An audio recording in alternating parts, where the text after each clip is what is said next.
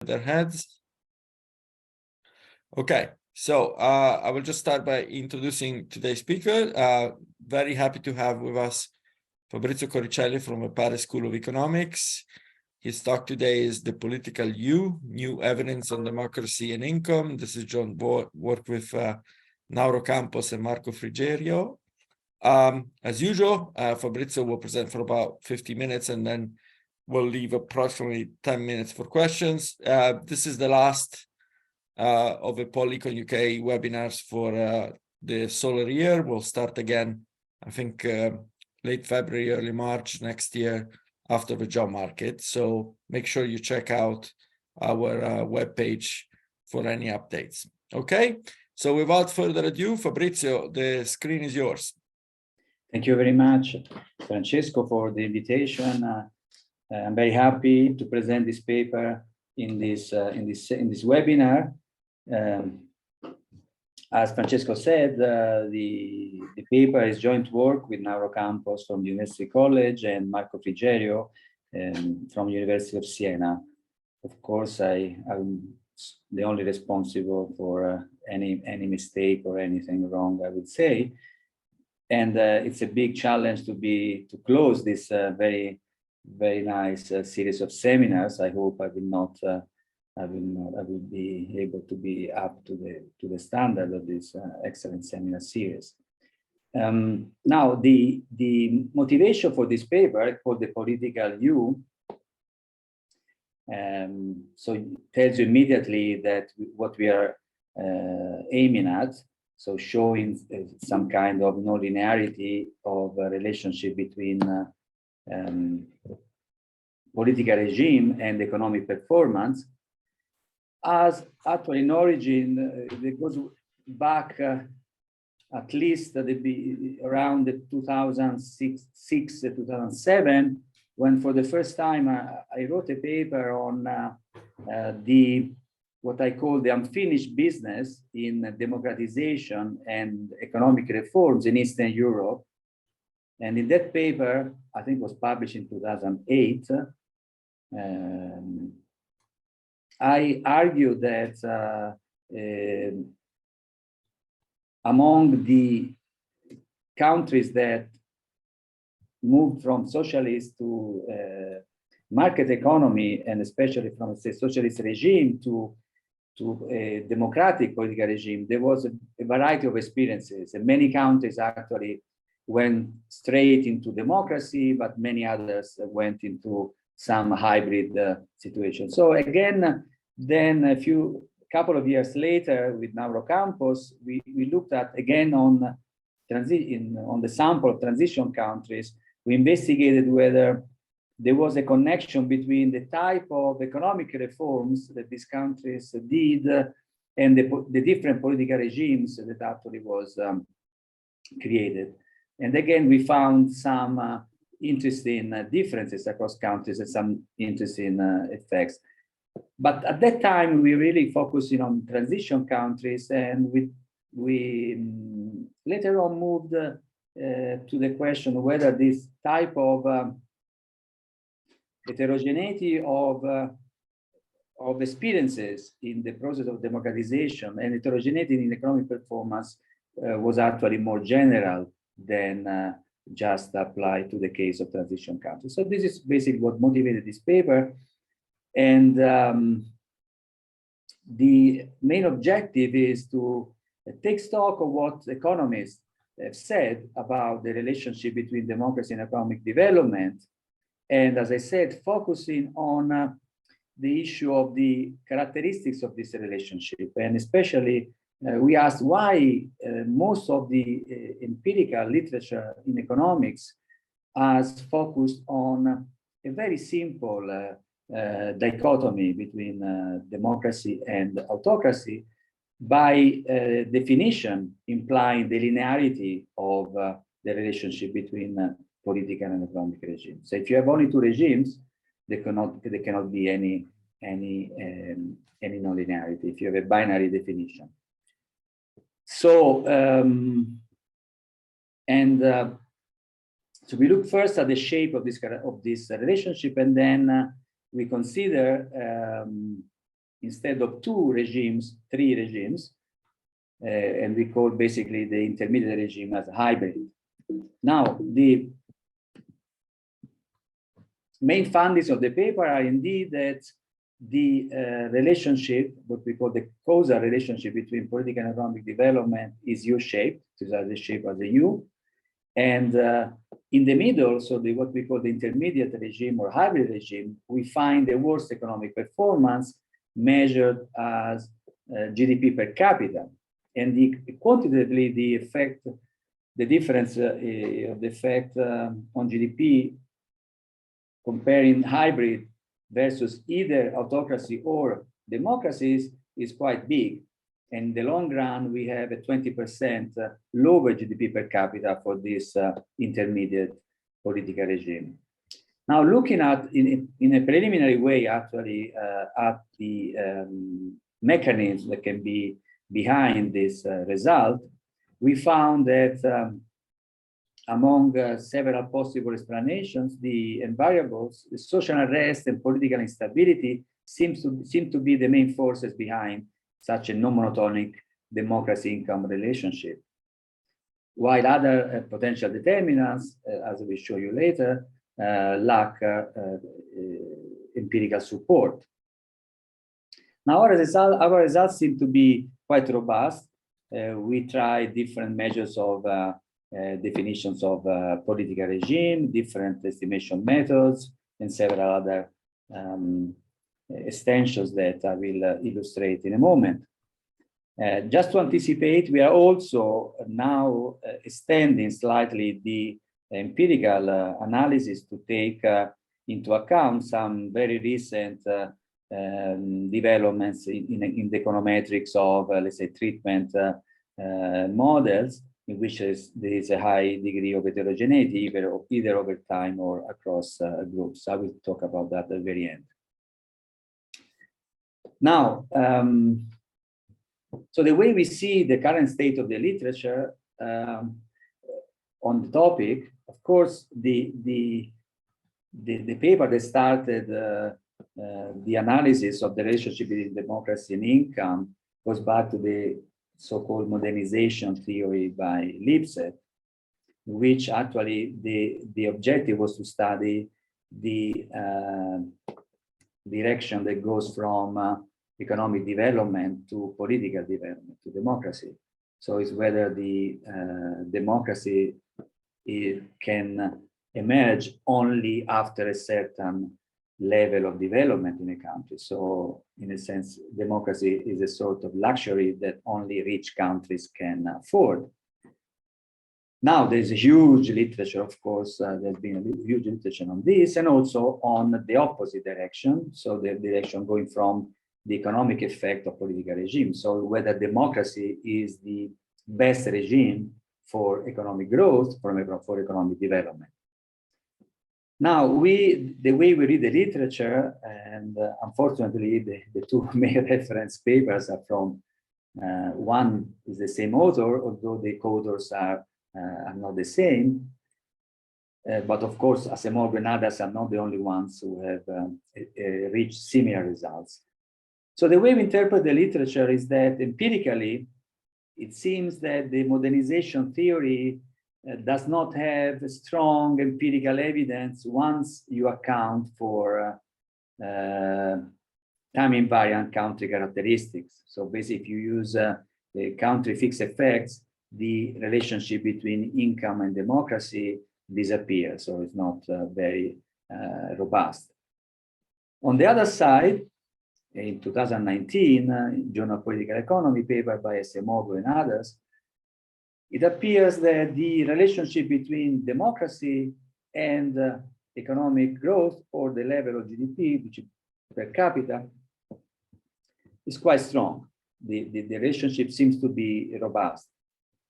So we start from this observation, which of course is our reading of the literature, and then given the massive number of papers, I'm sure that this interpretation may not be shared by everybody, but this is the way we read the state of the art. So where are we in terms of the empirical results on this relationship. This is the way we interpret it. So this is also the reason why we focus on the democracy growth relationship rather than the other way around. Of course, it's in the pipeline of our analysis is also to try to investigate whether our sort of modification of the way we represent the different political regimes may actually lead to new results also on the other direction of analysis. So, but we haven't done that yet. So, starting from this, we look more in details into the literature, investigating how the literature has addressed the issue of possible nonlinearity, or actually also non-monotonicity, which is not the same thing, because nonlinearity could mean that the effects on GDP or growth may vary depending on the magnitude of the political change. Non-monotonicity means that the effect may change sign as you move into the definition of political regime. So the first thing that one can note is that in the political science literature, non-monotonicity or non-linearity is basically very common. So most political scientists actually argue that democracy, political regimes cannot be analyzed in a very simplistic democracy versus dictatorship or democracy versus autocracy binary distinction. And there is a very large literature in the political science that looks at so-called hybrid or intermediate regimes, partial democracy, illiberal democracies, defective democracies, and so on and so forth, electoral autocracies. And of course, in addition to this, as we'll see, it's not only the political science literature, but also some of the more recent dynamics in the real world that are pushing political scientists, but also, you know, say politicians to look at this issue in a different way. So giving more attention to the possibility of intermediate regimes. We have the recent, in September 2022, the European Parliament passed a resolution that classified Hungary as an electoral autocracy, which is something quite shocking, you know, having the European Parliament arguing that within the European Union, there is a country that can be defined as electoral autocracy. Of course, you know, we can move also across the ocean, and if you take some of the definitions of, you know, some of the measures on democracy, for instance, done by Polity, which is one of the main sources that economists have used, and also we are going to use, the US under Trump went really to the margin of the classification of a country as fully democratic. It was a 5, which is the dividing point between democracy and what Polity now calls anocracy, meaning that it's neither autocracy nor democracy. So even the US were very close to that. You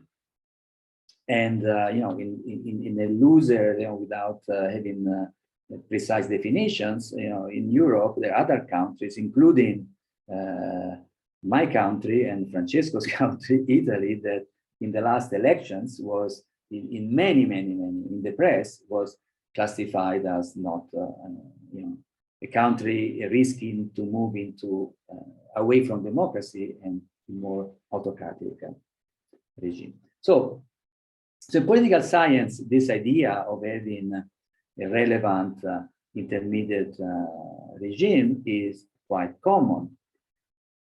In economics, if you look at the empirical literature, there is very little work on that. even though one of the seminal papers on democracy growth, the Barrows, in the 90s, is actually a paper based on a non-monotonicity, but Barrow had the opposite view, not a U, but an inverted U. So Barrow talked about the negative effects of having too much democracy. Now that paper, for technical reasons, was a very simple cross-country analysis, it did not basically establish in a robust way such connection. So in the subsequent literature, that approach was somehow lost. And in a recent paper on a meta-analysis by Colagrossi and others, they find that out of this huge literature, empirical, only 10% of the papers consider a non-linear relationship. And the results are inconclusive. Now, in the theoretical literature, there are important contributions to the possibility of having intermediate or hybrid regimes. Just to name a few, there is a 2008 paper by Semorgan and Robinson in which they distinguish de jure and de facto democracy. And if you look at the paper where they talk about captured democracies, the captured democracy is precisely an intermediate regime. It's neither autocracy nor full democracy. Then there is also a recent paper in the Economic Journal by Mukand and Roderick that talks about different tones of different graduation, basically, or gradation of political regimes. And even more recent, as Morgan Robinson talked about 3 types of regimes: despotic, weak, inclusive. They're not exactly autocracy, democracy, intermediate, but they have certain intermediate regimes. And then there are many, many other theoretical contributions, for instance, on state capacity, that usually argue that there are not 2 regimes, but there are at least 3. And the famous weak states of the literature by and others are actually in the middle, and then they're different from strong states where there is autocracy and more liberal states. Now, so in the theory, economic theory allowing for 3 regimes, but empirical work that did not follow the type of analysis, so it's concentrated on the binary relationship. So we looked at. Can I ask here? Yes, sure, please. Question. So you just demonstrated that there is the richness of those political systems, but you didn't spend much time talking about the possible mechanisms why the non-monotonicity can arise. And one thing that kind of captured my attention in the slide previously was this rent-seeking. So I was thinking, is there a resource-rich economy here, the one that gives the left-hand side? Yeah. Okay. Of course, in the paper, there are more contributions on the papers that have a theory that can tell us what is the mechanism that characterizes the workings of these intermediate regimes. As you said, let's say one is Epstein and others that have sort of theory of intermediate regimes, in which is similar to Asimov and Robinson, in which essentially the intermediate regimes is a regime in which economic elites or interest groups can capture the state. Now, as I argue in the end, one issue that we have, and for this reason the paper has to be considered mainly an empirical paper, is not because we are not interested in the theory, but the theory is very complicated because, as you will see in a moment, the way one defines an intermediate regimes imposes a lot of heterogeneity in this group.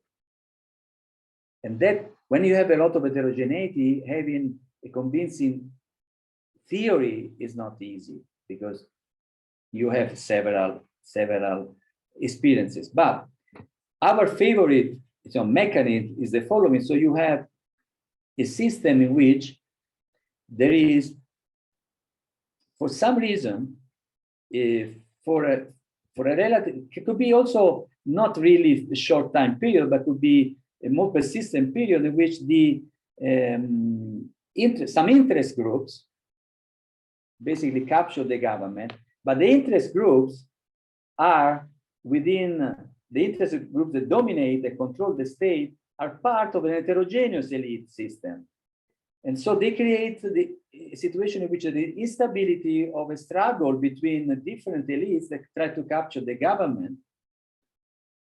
But the main result is that those elites do not, what is the difference between an autocracy and those regimes is that these interest groups, almost by definition, do not have a strong support, political support.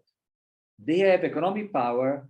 They can take the opportunity to control the government. They have a window of opportunity in which the situation, for several reasons I will see, it could be here is the heterogeneity, it could be highly imperfect information, there could be institutional weaknesses, and so on and so forth. They are able to control the government for their own interest. But their own interest is based on a very short-term horizon. They want to basically grab as much as they can while they can control the government. So, and then you can define this as rent-seeking. We define this as an intrinsic instability and short-termism in this type of regimes.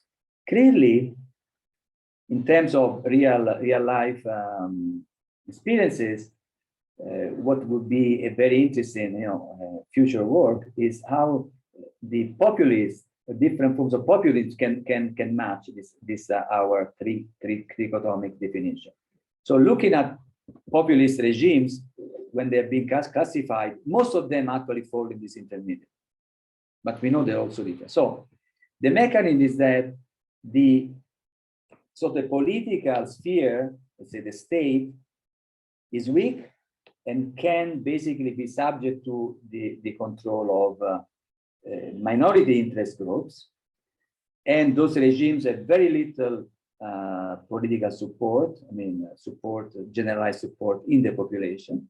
But nevertheless, through channels that reduce the strength of the institutions that are the basis of democracy, so free press, lack of corruption, and so on and so forth, are able to stay in power. So this is, but clearly, relative to an autocracy, a long-term autocracy, in a sense, that the autocrat can establish consensus in the moment it perceives it can stay in power for a long time, and so can implement policies that guarantee that the economic performance is relatively good and can create support in the population with this type of policy. So the efficient autocracies. The intermediate regimes lack these long horizons because almost by construction of this intermediate regime, they can never get very widespread support in the population. So that's, but I will talk about this later. So, but there is a literature, there's not actually a literature that we can say there's a consensus on a model of hybrid regime. So this is what we find in the literature. There are several different models, and they apply to highly heterogeneous systems. So, but I would be very happy if you have, any views that can push us to basically to a more refined definition of this political regime in terms of mechanism and theory behind it. So we'll see once we go to the empirics that, of course, I go back to this question. I don't know whether I answered. Okay. Anyway, we can pick up this problem later. Okay, so we take two main sources of definition of political regimes. One is polity, and the other is Videm, more recent, varieties of democracies. And we look at they have a continuous definition of democracy. So polity is not totally continuous, but it goes from -10 to 10. So there are there are numbers within this range. And we do a very simple analysis to see what is the stylized part that we get from the data. So we take years and from 1960 to 2018, country year observations, and we estimate a very simple regression in which we have the log of GDP per capita and multiplied by 100. And then on the other side, we have this political regime indicator. And this is what we get without making any other adjustment to the OLS regression. So this is polity, and you see that actually what you get is indeed a U, which plots the within sample actually. So this quadratic.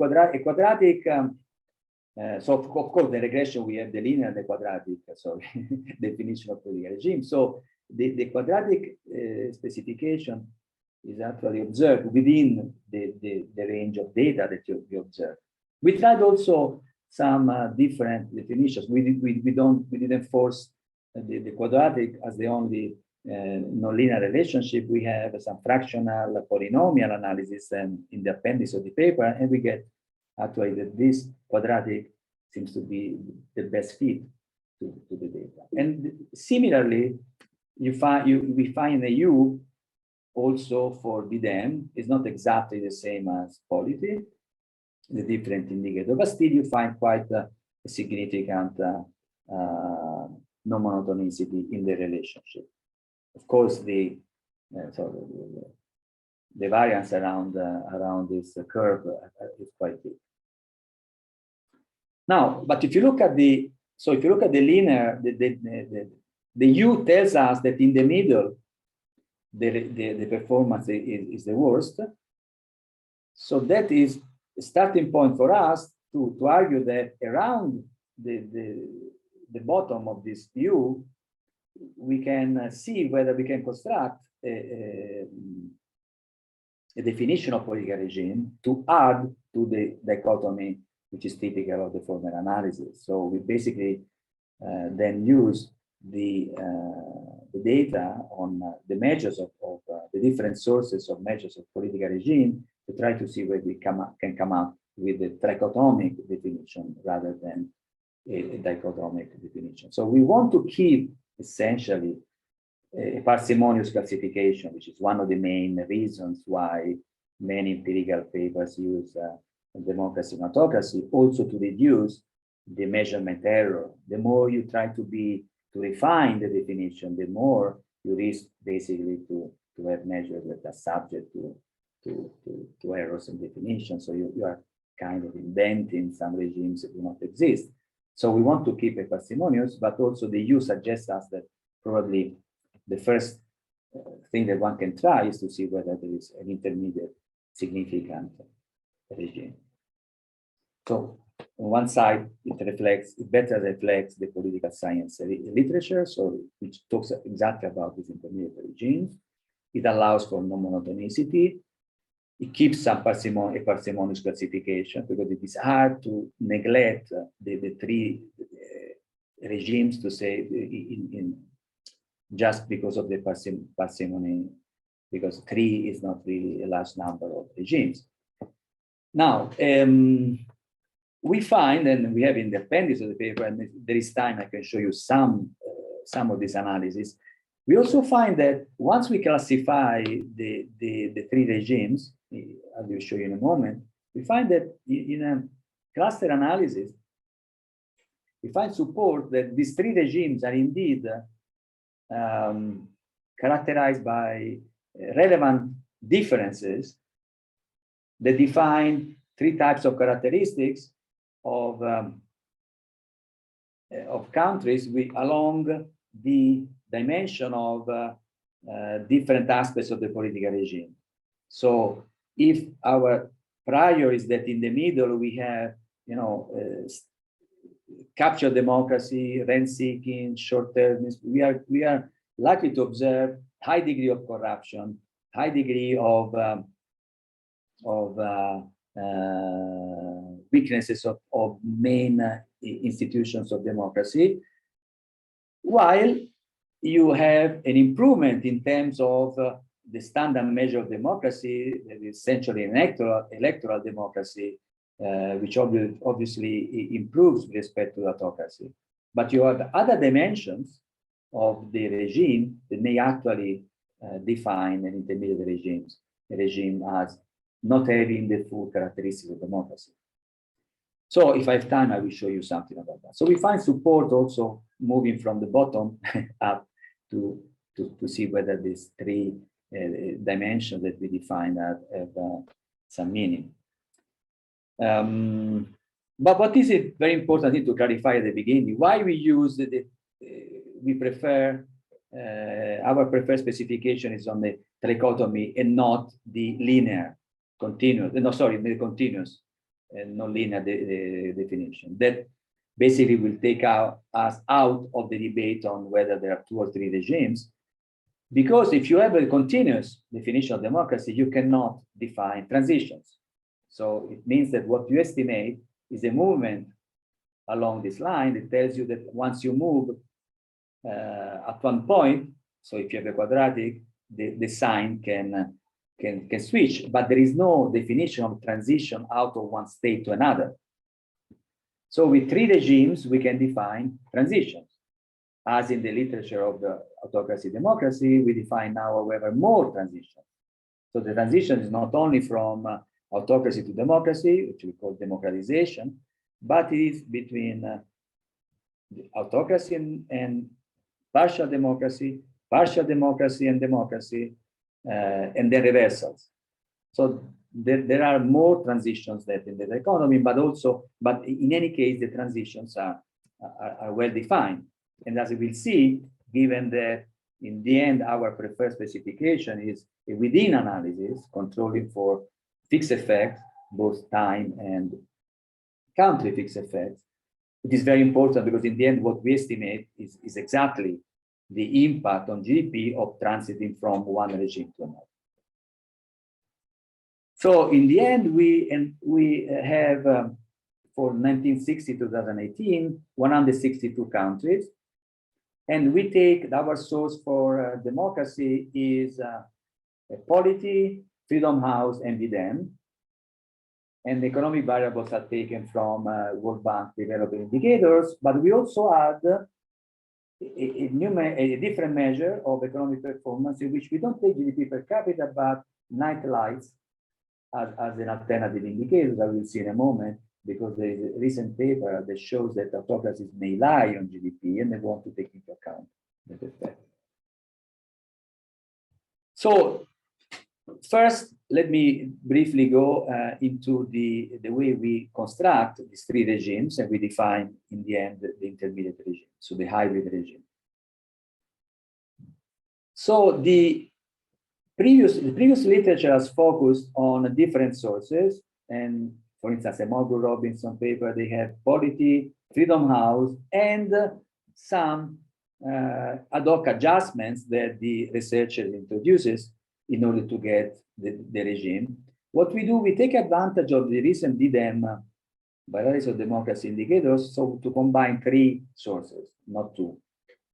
And the main objective that we have in this construction of the 3 regimes is to make sure that we properly identify the kind of pure democracy and pure autocracy, or high, level of democracy and, extreme level of autocracy, in a sense that we don't have some hybrid there. And then we have, of course, a benchmark that we can compare, which is the previous literature that at least is based on autocracy democracy. So in the end, following this approach, we have that the intermediate is a kind of residual political regime once we have identified the 2 extremes. So we take Polity and Freedom House and the electoral democracy indicator of VDEM that we consider the most relevant indicator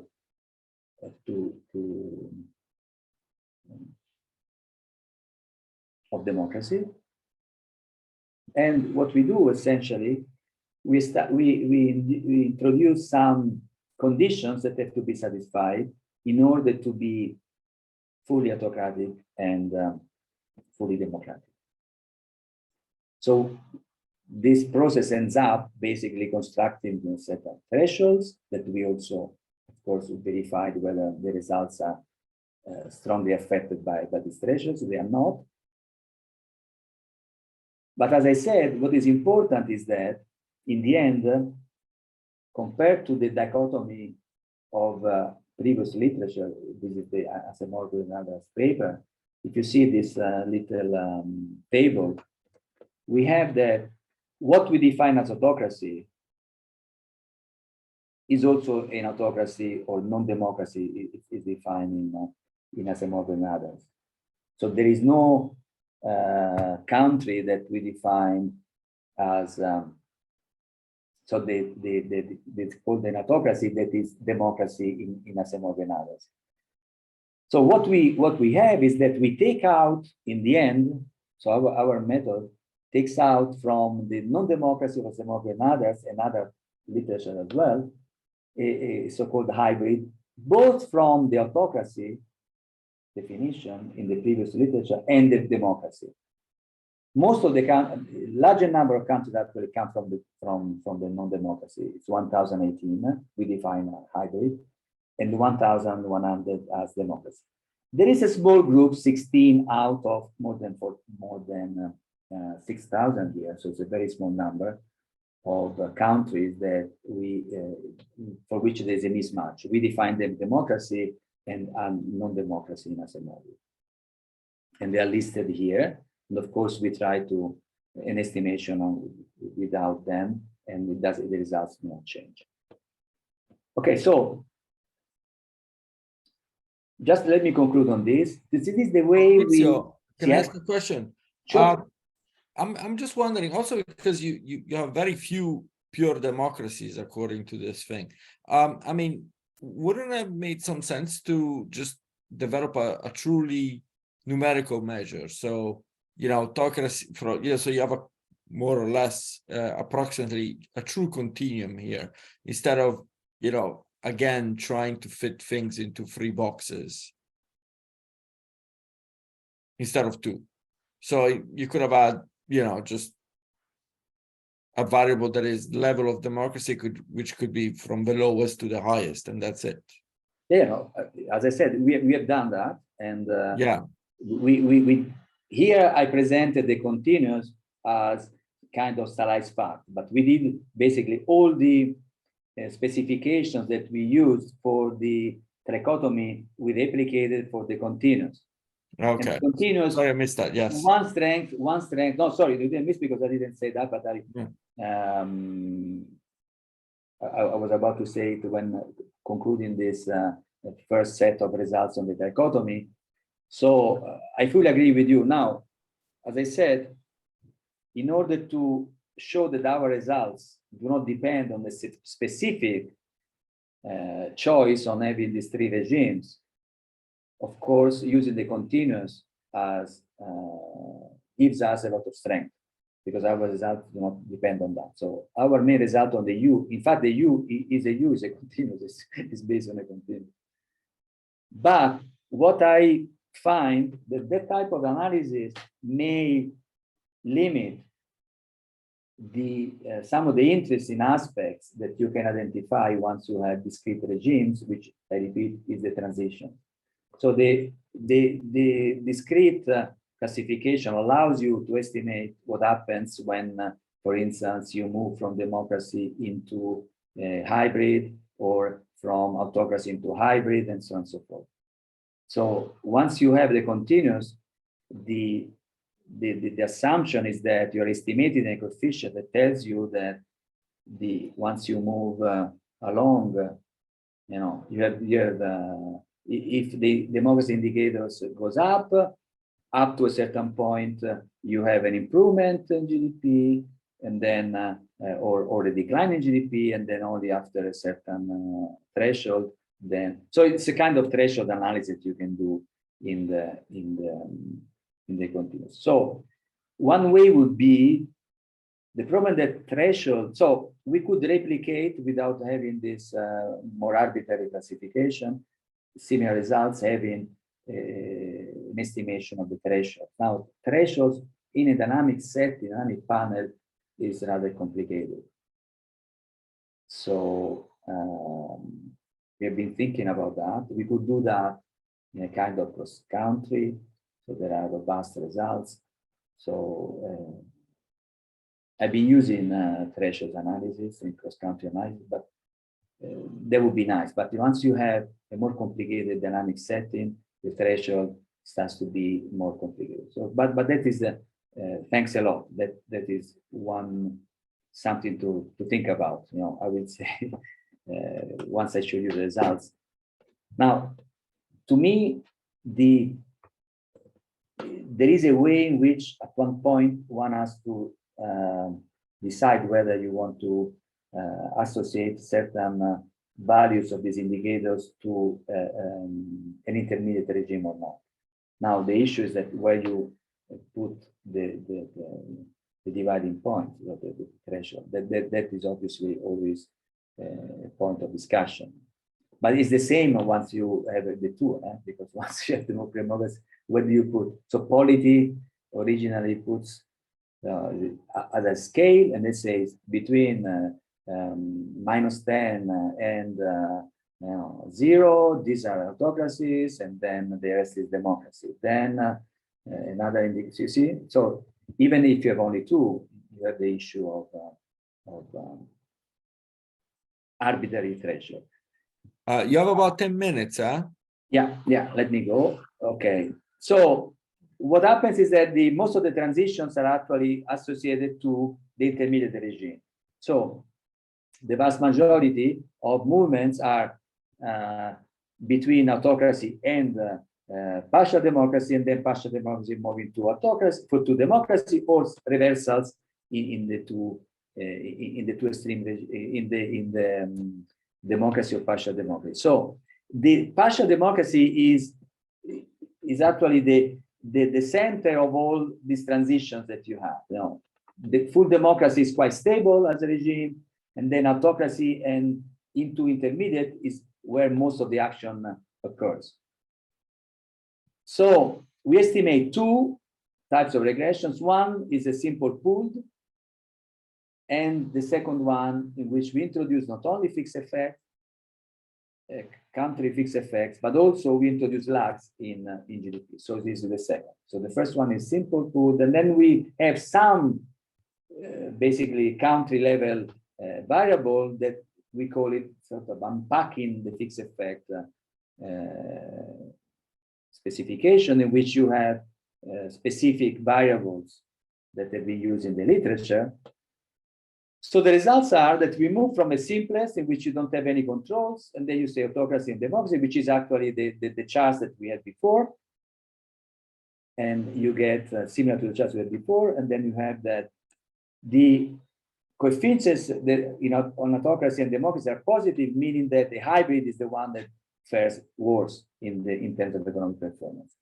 Then we start adding year fixed effects, because lots of shocks into GDP in that period.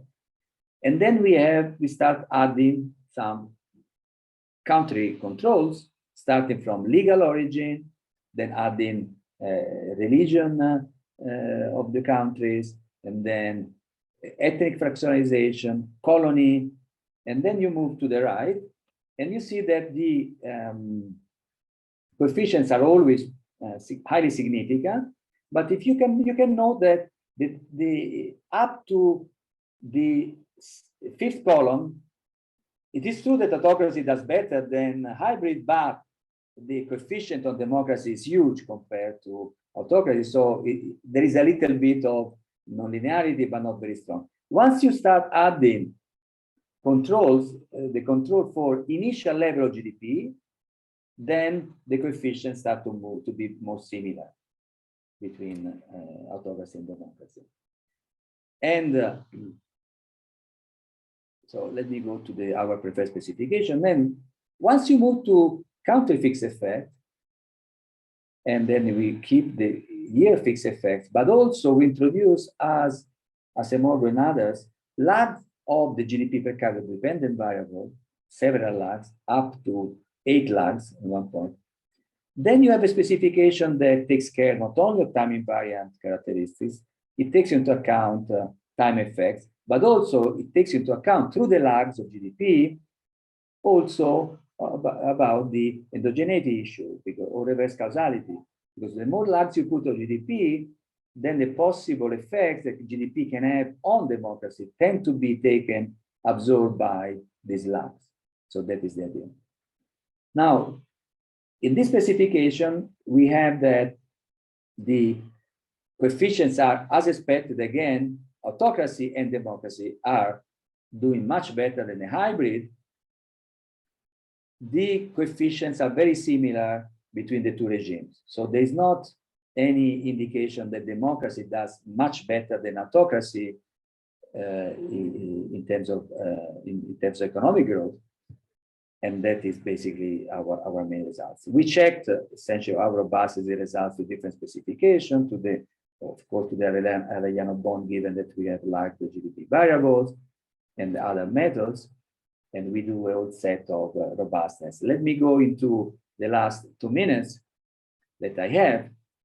Let me show only 2 things. One, very important, which I don't call really robustness, but it's like we take into account the possibility that autocrats are actually lying in terms of on the GDP, and then we take the recent Martinez paper, Journal of Political Economy, which we substitute to GDP per capita night lights from the same data sets that they use, and we find that the U is still there, and then in the regressions, the same specification, the coefficients are robust.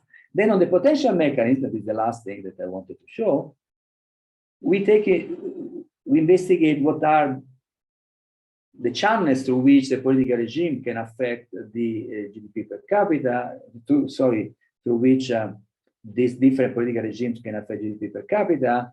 And then we find that the only really significant and robust effects are associated to political instability, that are either unrest or probability of major government crisis. All the rest is essentially not significant. So we do lots of additional analysis at this time, and in the question and answers, I can talk about some of them. Then let me say something about the conclusion. So we argue that focusing on these hybrid political regimes create a bridge between the political science and economic literature, which is something that for us is very important. Our results do not contradict the existing literature, actually, if you think about it, because we are not saying that democracy is not better than non-democracy, because there is a large set of countries which fit into the hybrid that are not really full democracy. So what we are really pointing out are the fact that democracy is superior to the hybrid regimes, but not necessarily superior to some subset of autocratic regime, non-democratic regime that we call stable autocracy. And this is also consistent with some of the literature, like Beasley on efficient autocrats. Now, there are interesting issues for further research, in addition to those that you raised, that are in terms of specification of our regression. But certainly to us, one of the first things that we want to extend the paper into is to see how the literature on populism can fit into this analysis. So we already started to see how the populist countries or populist governments basically fit in our classification. In preliminary, analysis shows that most of these countries fit in the middle, and that it tells that this political move, shift toward populism, is likely to end up with a bad economic outcome. And the second, as I said, responding to the first question by Max, is that we find a lot of heterogeneity within this intermediate group. We find also heterogeneity in autocracies relative to democracies, but you find really lots of heterogeneity in the middle, which creates some interesting theory issues, but also empirical issues. Now we are implementing new methods on, say, frontier of econometrics of heterogeneous robust treatment analysis and different illustrated or summarized by recent paper by Zhang Chose Martin in the Journal of Economic Literature. And then we found that first results show that the political use survives to this type of analysis. But basically, this is what we're aiming to do next. So now I stop here and I wait for your question. Okay.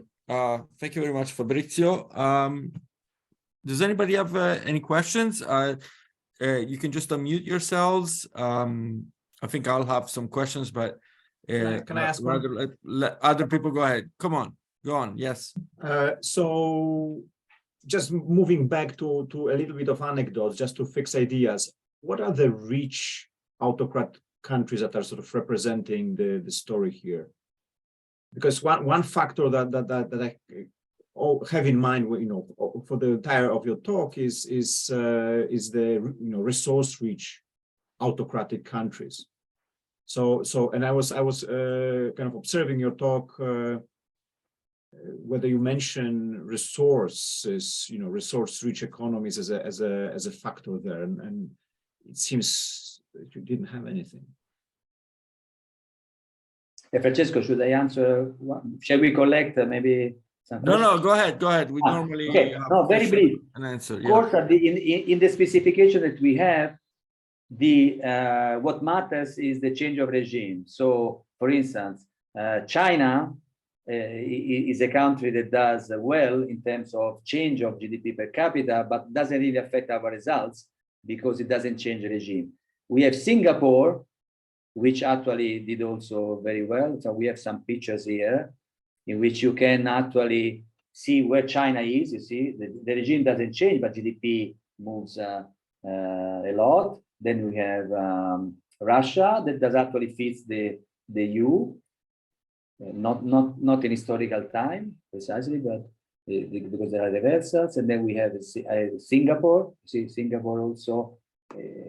It has a small move to the right. And most of the resource-rich countries, of oil and so on, are actually also countries that do not have a big change in political regime, so they don't affect the results. So our objective is actually we also try to exclude the resource-rich countries. So the story is not on the resource-rich countries, which actually, for the theory, there are lots of papers that show how you can end up with this type of capturing the state in resource-rich countries.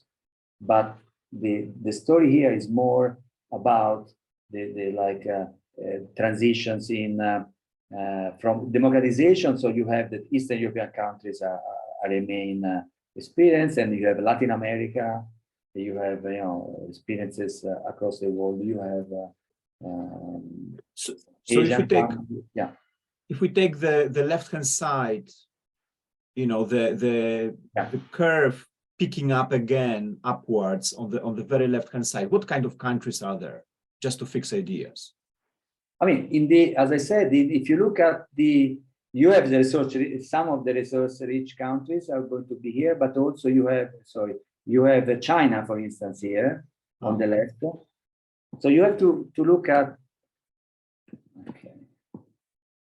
because the level does not is below the democracy. So the level on average, the level is lower, the level of GDP if you take all the autocratic countries.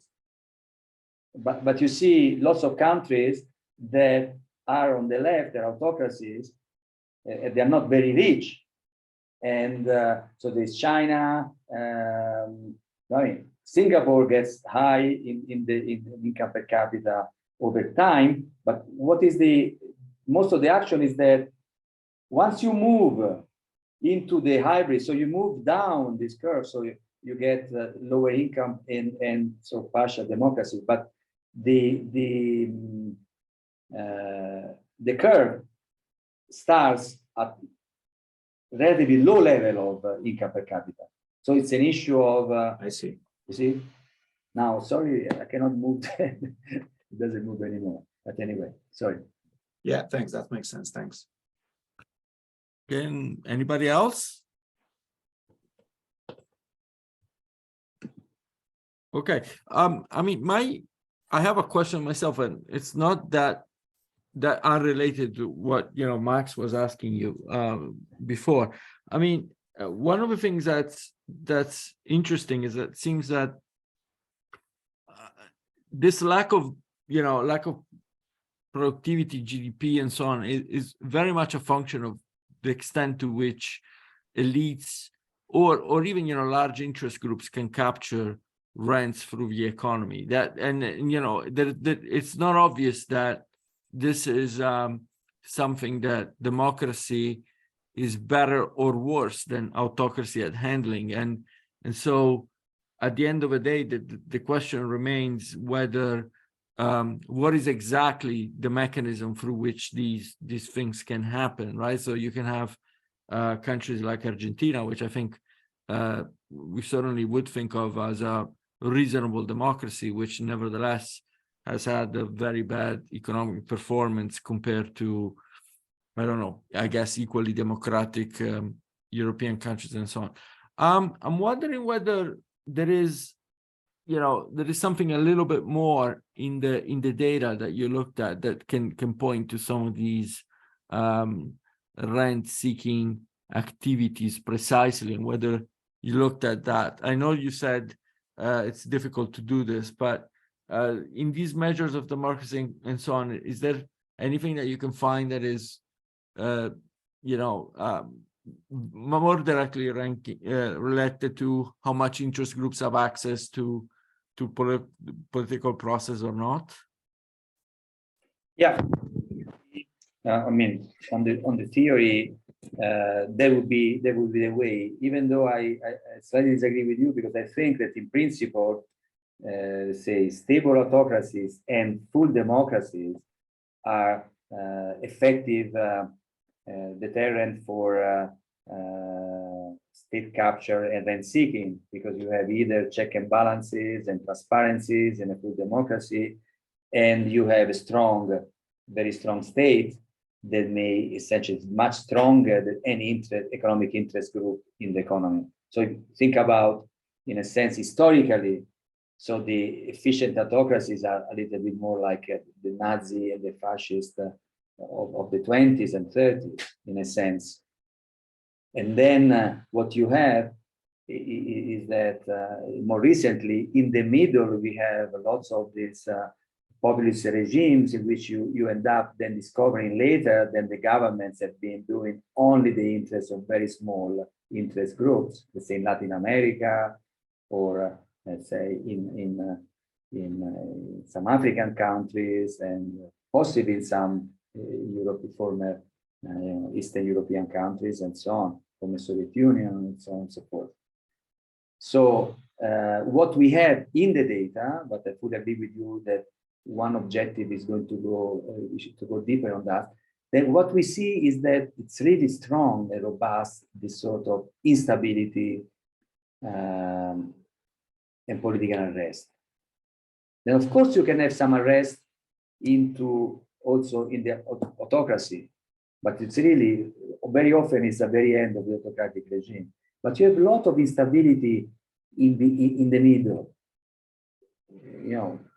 deep instability, which is not only the government changes. You have political instability, like in Latin American countries, and so that type of effect is very strong now. Now, to say that that is a proof of a simple theory of rent seeking, I fully agree with you, it is not. That's why we are a little bit humble at this point. So there is no strong match between the theory and the empirics, because of the instability that dominates. Now, we have something in the hierarchical clustering, which have started, because sometimes, once you have lots of heterogeneity, it's good also to look at the data in some clusters. What we find interesting is that we have two principal components which divide well the countries in three regimes. One part of the variables is the political variables, the different types of level of democracy, participatory, liberal, not only electoral democracy. And the two actually are similar into the political, so they move, they grow once these indicators grow. But then the first one has very low, political corruption, clientelism, and kind of more autocratic, which we find in this illiberal partial democracies. And the one on the right has that the political regime can be mapped as a growing, increasing variable, but these elements are very strong. So the dimension 2 is a kind of country which there are elections, but it's a lot of corruption and so on. And it's interesting because you see that the hierarchical clustering analysis gives us 3 regimes of this type, which fit rather well our story, because you move into dimension 1 to the right, you are more democratic, but in the middle you end up having the highest levels of corruption, clientelism, and exclusion of minorities. So kind of features that we associate to this rent-seeking, unstable, and captured democracy. And then, so this is the 3 clusters. Then you see that once we map the clusters into our 3 dimensions, there is a connection. You can see that the middle is actually our hybrid, and then full democracies are here, and the autocracies are the red. So I think this is the kind of work that we can do, and now we can add what you are saying. What is a good variable that is easily measured for rent-seeking or other factors? And of course, as Max said, we also have to control for resource reach, because they give the basis sometimes for the grabbing by elite and so on. So this is one avenue which is important. Now, what I presented you is somehow the most robust results that we have, is that the key difference between the intermediate and the other 2 is the instability and the social unrest. You can really differentiate countries on the basis of this, but this seems to be the most robust. But that's why I say preliminary, because we are not happy with that. So on the mechanisms, we need to do much more work. What we have done a lot of work into establishing the nature of the relationship, whether there's a U, whether there's a monotonicity, whether it's also much into a tripartite, trichotomic definition. So this is most of our contribution so far. Okay, thank you very much. We are stopping the recording.